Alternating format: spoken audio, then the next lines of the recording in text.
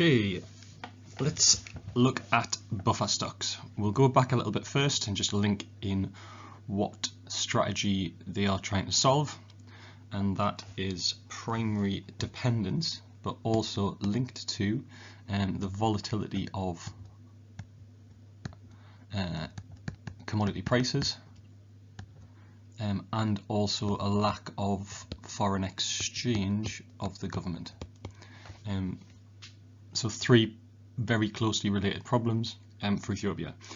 During this video you may hear me drinking a cup of coffee because the country we're going to focus on is Ethiopia, and I've just went to the supermarket and got a nice bag of Yirgacheffe, I think that's how you say it, Ethiopian coffee, just to live primary dependency. So what does primary dependency mean for Ethiopia? If you look at the chart, it's showing the percentage makeup of Ethiopian exports. The vast majority of the ones you can read are primary, agricultural based, sesame seeds, but they're green and roasted coffee and coffee substitutes. You've got beans, you've got flours, you've got oil, then you've got some other agricultural products, some metals down the bottom if you see that, and let's have a look at what they import in relation to this. So these are Ethiopia's main imports. If you kind of look over this side, so secondary goods, gas turbines, planes, helicopters, secondary goods, cars, telephones, secondary goods, medicine, secondary goods, tyres, secondary goods. Then you do have some commodities, but the vast majority of this you can see is secondary. What's this going to do to their balance of payments? Have an instinctive guess in your heads now. If we've got mostly primary over here and mostly secondary over here, do we think that Ethiopia's terms of trade are going to be good or bad? Well, it's likely that the price of their exports will be less than the average price of their imports. Can we remember what the formula was for terms of trade? So that was the index of export prices over the index of import prices times 100. Likely that the terms of trade are going to be poor for Ethiopia. Let's have a look at what their trade balance actually is. So we can see that from 2007 all the way to most recent figures, 2018, it's always been in a trade deficit, and since about 2013 we've got quite a significant worsening of that trade deficit. So primary product evidence that it's not good for Ethiopia in terms of leakages from their circular flow of income. The export of raw coffee, so there's a picture of someone with raw coffee in their hands, has no tariffs for the EU. However, the EU does have tariffs on roasted coffee, which is kind of the stuff that you would buy in the shops, and that's 7.5%. So there's an incentive just to send the raw coffee to Europe rather than roast it, and that will prevent that value adding happening in Ethiopia, which can gain some extra revenue for their country. There's an additional negative of primary dependency. The volatility of prices, what you have on the top left there is coffee. So we can see that 2015 coffee price quite low, around 100 cents per pound. Then about 2010 there is a significant spike in price of coffee, but that comes right back down very quickly within a 4-year period to around that 100, back up again, back down again, back up again, and then back to that low level. So over time, 2005 to 2019, 15 years-ish, very little change in the price of coffee at a low level and some volatility within it. The other price you have on the right there is soya beans, another commodity, just to give you another example of something that is volatile, and over time soya's price has deteriorated. You also have the price of cocoa over here, which is interesting because there is a link between the countries that tend to grow cocoa and coffee and the farmers transferring between those two products. But again, cocoa volatile, on average a bit higher than coffee, but coming down quite recently in January 2017. And what you have on the right there is the price of the coffee as in the pounds. So we've got that over there, and then what per cup is happening during that period. So during the period where the prices are coming down significantly, the price of coffee is going up by 17%. So the people that sell coffee at the end of the production process can get quite wealthy based on it, but the people growing it face volatility in their prices and also low prices, deteriorating prices over time. Okay, so solution. The solution that we're going to look at to these three problems, volatility in prices, poor primary dependency for the country, is buffer stocks. So I will just talk through the problem and then show the buffer stock solution. So what we have here is a supply and demand graph, but there's an assumption that we are going to make, and that assumption is that supply is perfectly inelastic. So at a point in time, there is just a fixed amount of supply. Harvest of the raw material will happen at certain points in the year. So around that, we'll just look at this in terms of a yearly supply. It simplifies the graph, and we're just going to assume as well that demand is downward sloping, which indicates that if the price of coffee falls, then demand will extend, and if the price of coffee rises, demand will contract in line with that. So situation usual, harvest for coffee, and represented by the two sacks there. Situation where there is a poorer harvest. So poorer harvest across the country, what this will do is shift supply inwards. So we've got a fall in supply, however what that will do is raise the price of that commodity. So the farmers that can supply the market can supply the market at a higher price. Now what that would sound like is that's a good thing for the coffee farmer. So you're getting a higher price for your commodity, and although there is less quantity being sold, if you are the farmer that is able to sell to the market, your incomes are going to be higher. However, there is a negative to that very quick spike in that A, you might be a farmer whose crop has failed, so you wouldn't benefit from that, but B, it causes that reallocation of resources. So mentioned before, you've got cocoa farmers, they may think, well, oh, actually it's more profitable to supply coffee, I'm going to pull up all my cocoa trees, bushes, I don't know, and move into coffee bushes and coffee trees, and plant those. So at that point you may get a situation where other countries join the market, other farmers join the market, and you've got a significant increase in supply of that commodity. When that happens, you've got a shift outwards in supply, significant fall in price, so these new farmers, the existing farmers, won't be able to access the price that they had previously. So this is the kind of partly the deteriorating in prices, which is a negative because that would cause lower incomes. However, what you're also starting to have in the market is that volatility of prices, significantly high prices, significantly low prices, and the inability for farmers, for banks, to predict what's going on in the market. That will lose confidence.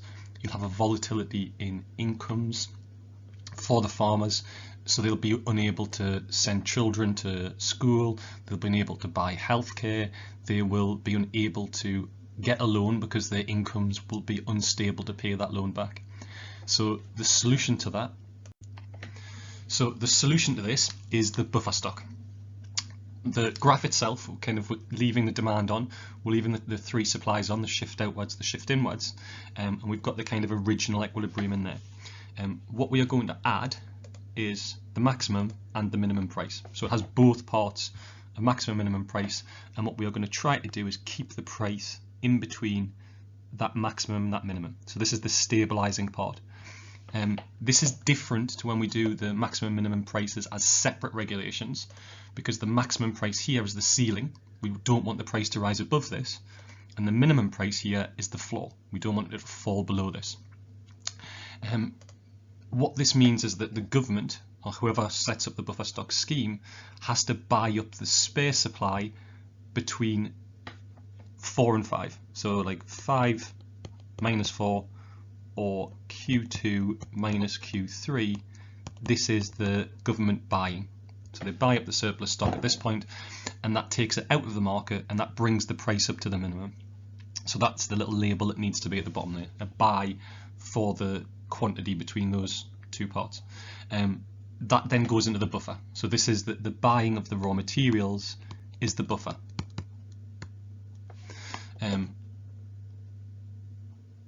That will keep the price from falling.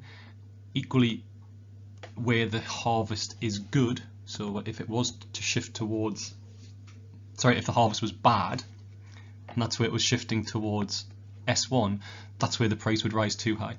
So in this situation, the government would then take that buffer and they would sell between Q4 minus Q1, or again 2 minus 1, and this is selling the buffer.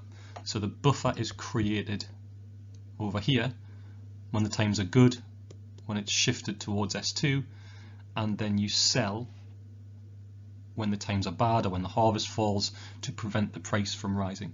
And then that keeps the prices stable within that set boundary. One little additional bit of analysis is that you would need to do some buying first before you can do the selling. So you need to create the buffer to allow you to sell it when the price starts to rise. Okay, so just to summarize what the benefits are of that buffer stock scheme. So the graph itself is the graph you would draw. You'd explain how the buffer stock worked, and then you would go on to explain what the benefits are in terms of development. So the key thing is that it gives stability, or it raises the prices of that deteriorating commodity. That's kind of the first step. The benefits that come from that, one of them is the bank and consumer confidence. So stability in your income will give you confidence as a household. You will be able to spend more, you'll probably be able to save more, you'll be able to plan for the future.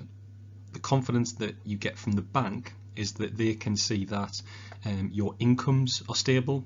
If you're going to repay back a loan for a capital good, that they will be more confident that you can spend on, can pay back that loan, pay the repayment, and that will give the households greater access to credit. So they'll increase access to credit, and then that has wider benefits to the economy.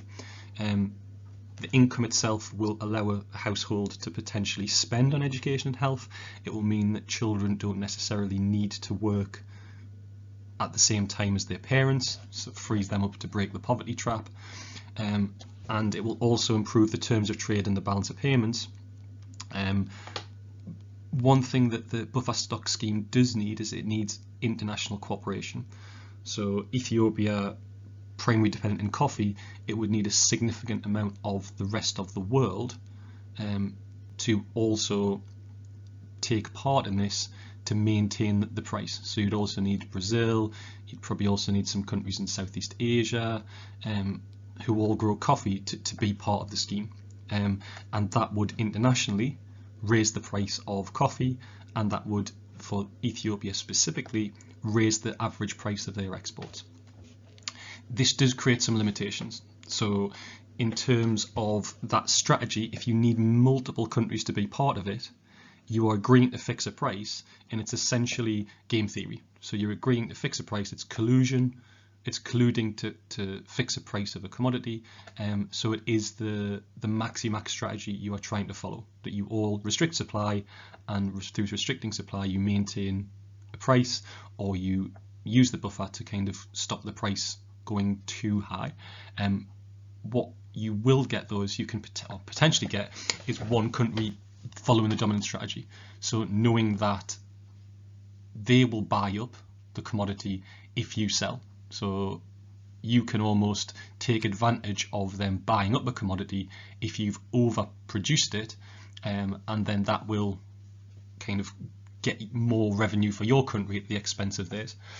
There is an opportunity cost. So if the government is spending money on building warehouses to store raw coffee, if it is using that money to buy the coffee from the farmers, it can't be spending that money on road infrastructure, it can't be spending that money on healthcare or education. And for some of these commodities, especially agricultural commodities, there is a perishability part of it. They may go out of date, they may spoil. This could mean that you've just wasted government money. It may lead to a government failure.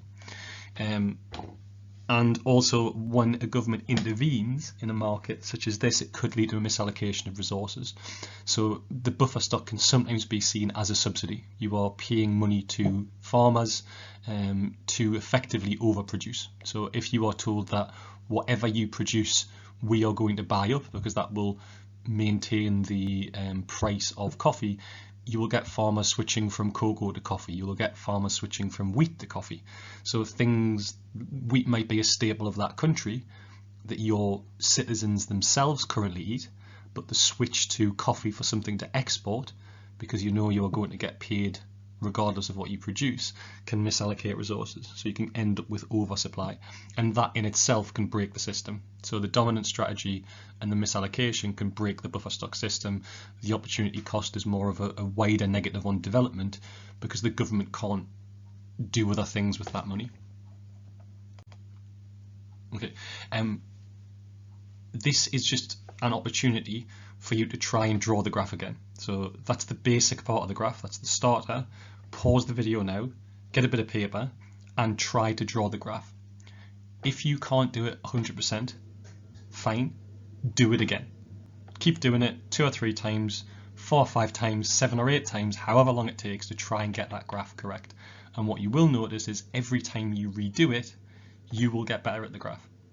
So you can skip forwards, look at the correct answer, skip back, skip forward, skip back, but just take a bit of time to practice, refine and get better at drawing the graph. So press pause now. Okay, so this is what the graph would look like finished. So you've got those price floor, price ceiling, the 2 supplies.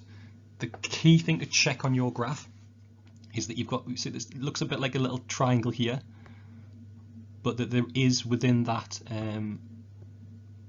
part where you buy it, that the quantity is below the quantity too. So just have a little look at your graph. That area there and that area there really helps to check whether you've drawn that graph correct.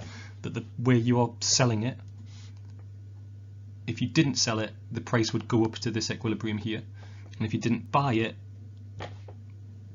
the equilibrium would go down to that one there. So you're taking it away from its natural equilibrium. So just double check your graph, make sure that you've got that correct.